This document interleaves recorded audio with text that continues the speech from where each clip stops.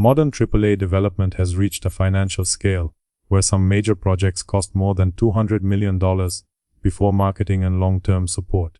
Against that reality, court material reviewed by reporters placed 3 Call of Duty games between $450 and $700 million across their life cycles. Then PlayStation showed Jack Quaid performing as a talking cosmic cube in God of War Laufey, inside a large frame that was not strictly required. Today, the useful question is not whether that footage looked ridiculous, because it did, but whether cinematic ambition is helping games or financially crushing them. By the end, the evidence will give a definitive answer about where artistic creativity ends and reckless corporate survival begins. PlayStation officially confirmed Deborah Ann Woll as Faye, Jack Quaid as Phranque, and Perlina Law as Rue. Crucially, the reveal also included combat, exploration, enemies, movement, and information about how Faye would play. However, the cube rig became the image people remembered because it summarized a concern that has followed AAA production for years. Naturally, one amusing production prop does not prove that Laufey will be shallow, overpriced, delayed, or badly designed.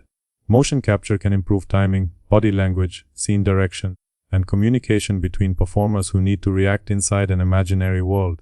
Actors can also give complicated characters a human presence that basic dialogue delivery may never achieve.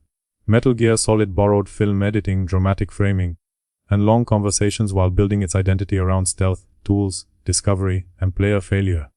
Red Dead Redemption 2 used detailed performances and controlled scenes, yet its world still encouraged wandering, improvisation, conflict, and personal stories. Mass Effect made conversation cinematic, but its relationships mattered because players chose answers, loyalties, priorities, and consequences. Death Stranding hired famous performers without pretending their faces were the design, since movement, weight, terrain, and connection formed the actual experience.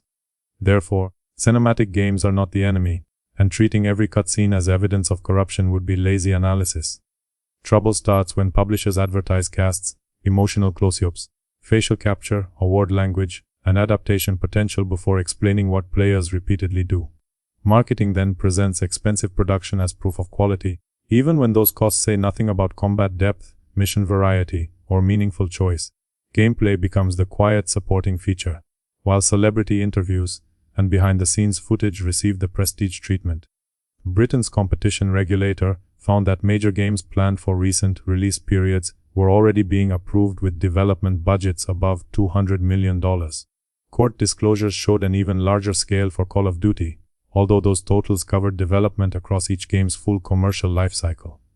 Importantly, that distinction matters because a lifecycle total includes continued work after launch, and should not be described as a simple opening day budget. Those qualifications do not weaken the wider point, because hundreds of millions still create demands that reshape every creative decision. Even a successful game can disappoint leadership when its sales fail to match a forecast built around enormous staffing, long schedules, and worldwide marketing. Longer production adds salaries, contractors, equipment, software, outsourcing testing, rewrites, technical changes, and the cost of decisions that later get reversed. Larger teams also create more coordination, more meetings, more approval layers, and more chances for a clear idea to become a committee compromise. Additional celebrity talent may improve a role, but it can also become another cost that management expects marketing to justify. Every prestige feature sounds reasonable alone, which is how an oversized project becomes normal before anyone admits the total is dangerous. Once spending reaches blockbuster levels, leadership cannot accept modest success, a narrow audience, or an experimental result that merely earns a healthy return. Consequently, the game must sell millions, support expansions, attract subscriptions, generate merchandise, create adaptations, and remain relevant after release. Executives call that ambition, while employees experience it as a project where one missed target can threaten an entire studio. Creativity needs time to test unusual ideas, remove weak systems, change direction, and accept that certain concepts will serve fewer players. Survival needs controlled scope, realistic forecasts, stable leadership, and enough discipline to stop spending when the central design remains unproven. Here lies the actual comparison. Art benefits from resources, but corporations survive only when resources follow a convincing game instead of replacing one. High budgets can produce extraordinary results when the project has clear leadership, proven demand, strong mechanics, and a release plan based on reality. Some expensive games earn their scale because every department contributes to an experience that players understand and want. Yet publishers create unnecessary danger when they treat blockbuster size as the starting point rather than an outcome justified by the design. Notably, Concord showed what happens when years of investment meet a market that sees no strong reason to change its existing habits. Sony launched the hero shooter on August 23, 2024, then stopped sales and announced refunds only days later. Servers closed on September 6, leaving less than 2 weeks between release and shutdown. Clearly, that failure cannot be blamed on cinematic storytelling, because Concord was designed as a competitive multiplayer product. Helldivers 2 also proved that live service can succeed when a game offers identity, responsive action, social stories, and a clear reason to return. Instead, Concord belongs in this argument because it demonstrates the danger of funding a massive corporate bet before confirming meaningful player interest. Suicide Squad, Kill the Justice League reached the same problem through a different route.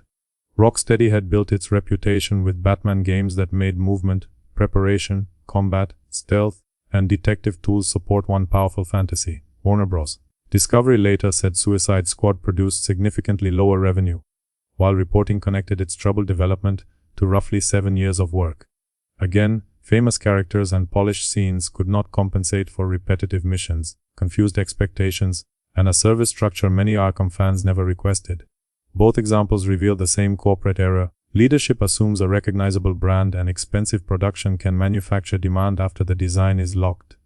Meanwhile, development cycles keep growing, which makes trend chasing more dangerous than it looks during the first planning meeting. Films can respond to a popular style faster because their production process usually reaches audiences sooner than a giant modern game.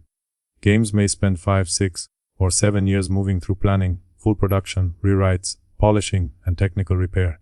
Eventually, a project inspired by yesterday's success arrives after the audience has played several alternatives and moved towards something else. Outdated ideas then receive modern graphics, expensive performances, and giant marketing campaigns because cancellation would expose how much money was already spent. Leadership faces a brutal choice between releasing an aging concept, restarting costly work, or admitting the original business case failed. Developers rarely control that choice, so blaming programmers, artists, writers, performers, or testers misses where the financial decisions were made. Artists create worlds, programmers build systems, animators solve movement, writers repair scenes, and testers identify failures under schedules they did not approve. And managers choose whether those skills support a focused product or disappear inside a plan that expands whenever executives fear missing an opportunity. Layoffs expose the consequences after giant bets missed their targets. GDC's 2026 industry survey found that 28% of respondents had personally experienced a layoff during the previous 2 years. Furthermore, 2/3 of respondents working at AAA studios said their companies had conducted layoffs. Certainly, mergers, pandemic hiring, weak investment, changing markets, and wider technology cuts contributed to the damage. Nevertheless, those factors do not excuse companies that approve oversized projects, follow crowded trends, and later describe mass job losses as unavoidable efficiency. Workers execute the plan, while senior leadership often survives long enough to announce a restructuring and another bold strategic direction. Smaller games make this cycle look worse because they often communicate their purpose before a cinematic trailer finishes introducing the cast. Balatro offered altered poker rules, Hades built repeated escape attempts around fast combat, and many focused projects sold clear experiences without pretending to be films. Players will forgive limited animation, repeated assets, or technical roughness when mechanics create surprise, mastery, ownership, cooperation, or laughter. Conversely, players become impatient when perfect facial detail surrounds shallow missions, restricted choices, weak pacing, and systems borrowed from safer competitors. Visual quality matters, but visual quality cannot answer why someone should continue playing after the first impressive hour. Performance matters, but emotional acting becomes an interruption when the game repeatedly removes control without earning that sacrifice. Awards matter, but designing for applause inside the industry can distract publishers from the people paying for the finished product. Gaming was already art before Hollywood approved it, because interaction gives the audience responsibility rather than simple observation.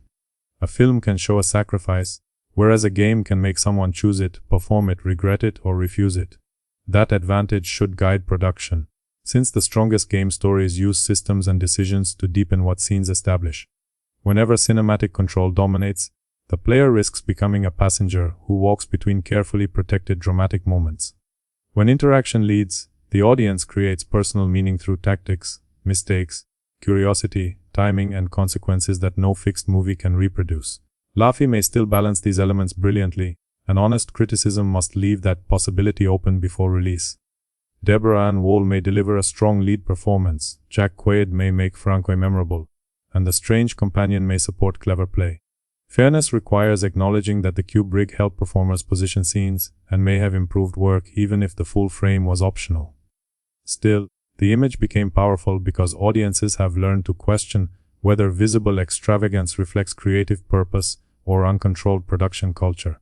People now see elaborate capture equipment and wonder whether the project also has clear mechanics, disciplined scope, and a realistic path to profit. Trust has weakened after delayed releases, cancelled projects, abandoned service promises, studio closures, premium editions, and layoffs following confident growth forecasts. So, has cinematic ambition ruined AAA gaming? No, because evidence from successful games shows that actors, film language, emotional direction, and large budgets can strengthen an interactive experience. Rather, failure begins when prestige becomes the product, gameplay becomes supporting material, and management treats unlimited scale as a substitute for judgment. Artistic creativity deserves resources, but those resources must serve mechanics, worlds, choices, and stories that only games can deliver. Corporate survival deserves attention, but survival cannot mean copying safe trends, demanding impossible sales, and firing workers after leadership ignored obvious risk. Ultimately, AAA is not struggling because players reject art, emotion, famous actors, ambitious graphics, or serious storytelling. Fundamentally, the industry is struggling because too many executives turned artistic ambition into uncontrolled financial exposure and called the result quality. They wanted Hollywood's respect. Finally, they received Hollywood's budget problem, Hollywood's ego problem, and Hollywood's audience problem.